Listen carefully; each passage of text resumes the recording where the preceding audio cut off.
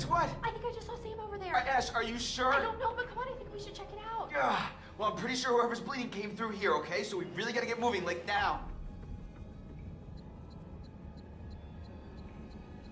Elise, I want to say thank you for two things. One, for going all the way to Europe to get exclusive game coverage for Game Trailers. And two, for talking about horror games during October. Because I love Halloween, I love October, I love the fall. I love it too, but it scares me, Brandon. Yeah.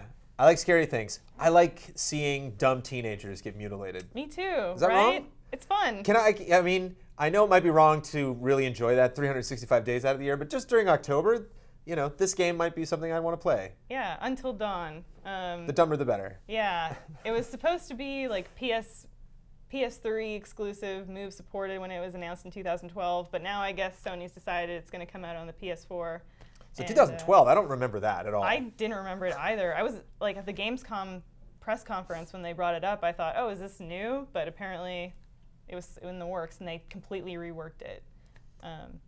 But yeah, the basic premise is that I think 8 teenagers go to this mountain cabin lodge, really secluded forest retreat, and they're there to memorialize the death of their friend, that they do this every year. And then of course, weird stuff starts happening. One of them disappears, and you idiot teenagers go looking for them. And basically the demo that I got to play at EGX, you're playing as like a teenage female named Ashley, and you and your friend Chris are going to look for your friend who's disappeared in the house. And of course you go look in the scary basement that you didn't even know was there. That's where they probably are. Yeah.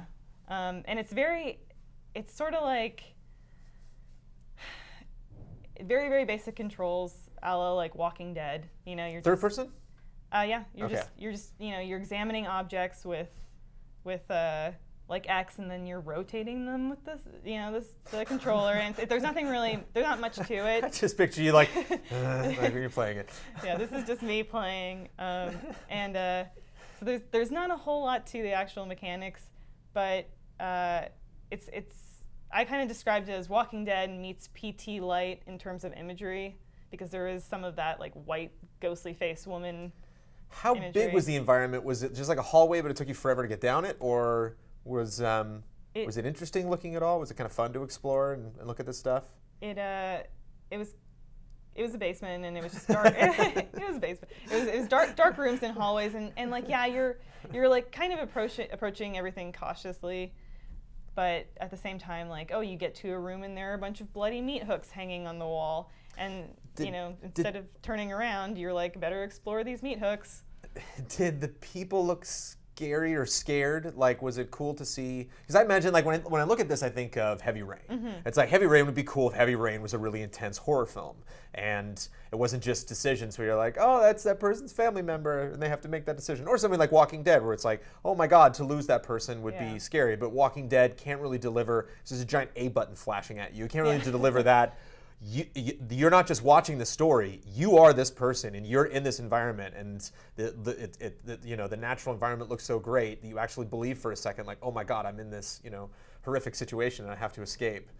Or is it just like in a Leisure Suit Larry kind of way, fun to just watch like teenagers die? Like, what's the pull? Not necessarily that you felt, but you think they're going for with this.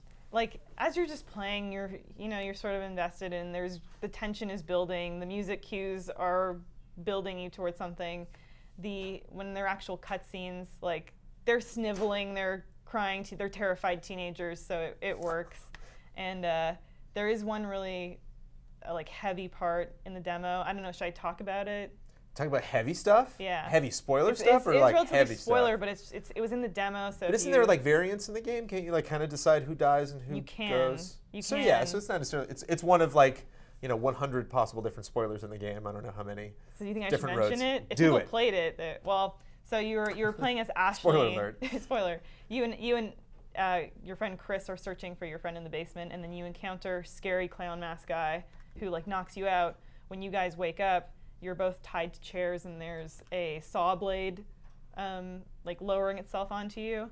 Chris has a gun that was like left on his side of the table, and scary clown guy tells you over a speaker that Chris can either shoot Ashley and then save himself, or kill himself and let Ashley live. One of them has the option to live. And so yeah, there you have your first choice of who is going to. Did they do the cliffhanger where you're like, oh, you didn't get to make the choice, or like, what'd you do? I made the choice. What's the choice? I shot Chris. I shot myself. I thought about shooting Ashley. I was actually really curious about what shooting Ashley would do because to that point I had been controlling Ashley. It probably hurt Ashley a little bit. I'd been controlling Ashley, so I thought, I wonder what will happen if I shoot the character I've been controlling, but I just couldn't. I didn't have the heart to shoot her, so I shot Chris. So you were a little emotionally involved. Yeah. Maybe something that, how long did it take you to do that whole thing? I have no idea because when I he totally lost track of time. When I days. Brandon, it could have been days. When I play horror games, it's just I'm willfully trying to get myself to move forward, and it's impossible. So sometimes I just have to take a breath. So it took you like an hour 15, yeah. but maybe take the average gamer 10 minutes. At one point, just to walk through. Yeah. What's this thing? Okay, put it down. Up. Cutscene. At one point, I visibly gasped and audibly gasped, and Bloodborne was right behind me, and everybody turned and looked, and I was like, "Sorry guys, sorry, you're playing a real game." And I'm You caused such a ruckus that a group of people stopped playing Bloodborne. Yeah. But yeah, I think this game has a lot of potential. It just needs to see Cabin in the Woods. I'm sure you know and it needs to have that sardonic irony and humor Yeah, to it. everything Joss Whedon does, I love. Is cheesy as hell. Yeah. I can't take it seriously, but it's so damn entertaining, and I love it. And so that's why I wonder if you're like, oh, I want to go back through and see what happened to her. Do you feel that it's such a long game that you're like, oh god, I don't want to go through that puzzle thing again? To get to that point, I'm just curious. I just want to see, or is it something you can reload checkpoints, or I would imagine the developers want you to play with the game and just have fun with it instead of like. I think so. Oh, Ashley. Yeah. Sorry, Ashley. Yeah, I think so, and I hope so. We'll see. I don't know. To be honest, right now, I don't know if you'd want to play through it again. It'd be fun if they had a Walking Dead percentage thing where you could see, especially if they had an event like this. It'd be fun at the end of the event for them to put up a trailer and be like, "Uh-oh, Ashley, 82%." Yeah. I love that kind of thing. Yeah. I love that. So there you go. You just help the developers. Yeah. So thank you, international correspondent. Yeah. Thank you. For traveling to another country and coming back. It was fun. And talking about killing people. Yeah.